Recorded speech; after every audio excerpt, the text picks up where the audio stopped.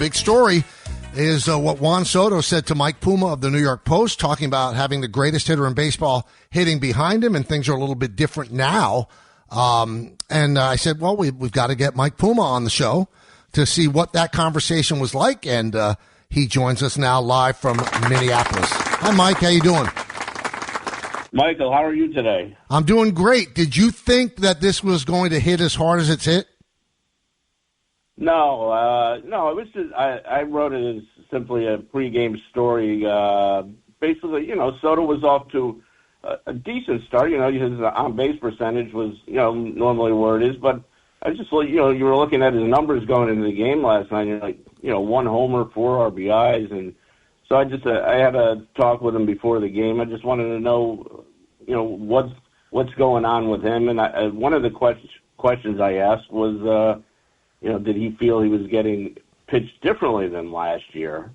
And that's when he commented that it was different. He had the best hitter in baseball hitting behind him. Now he was getting attacked more with pitches in the strike zone, less intentional walks. You said he was pitched differently last year, and which makes sense. Pitchers didn't want to pitch there and Judge last year, so and then it kind of went from there. It's interesting, though, because, in dealing with Juan last year, he's really a bright guy and knows baseball as well as anybody. Didn't he realize that by saying that, he's kind of taking a shot at Pete Alonso, who's having a great year?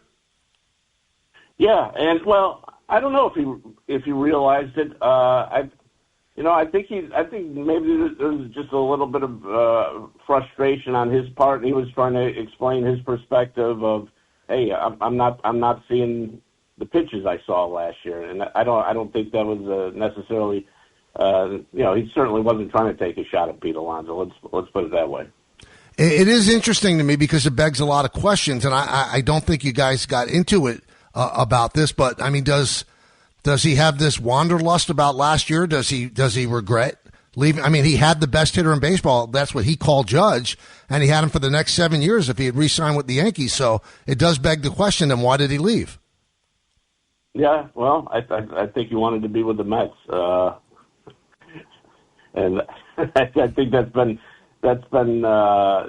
story's been told ad nauseum. But just he liked the situation with the Mets better, and the money was. I mean, the money was similar. The money was a little better with the Mets.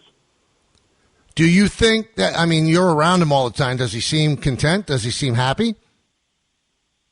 Yeah, and listen, I don't see a lot of Soto pregame. He's kind of in and out of the clubhouse for a few minutes, and if you want to talk to him, you got to be, you got to wait for him, and when he gets to his locker, you should get there quickly because he puts in a lot of work pregame. He's in the cage and he's doing his pregame routine, and but I haven't seen anything that would indicate he's unhappy with the Mets.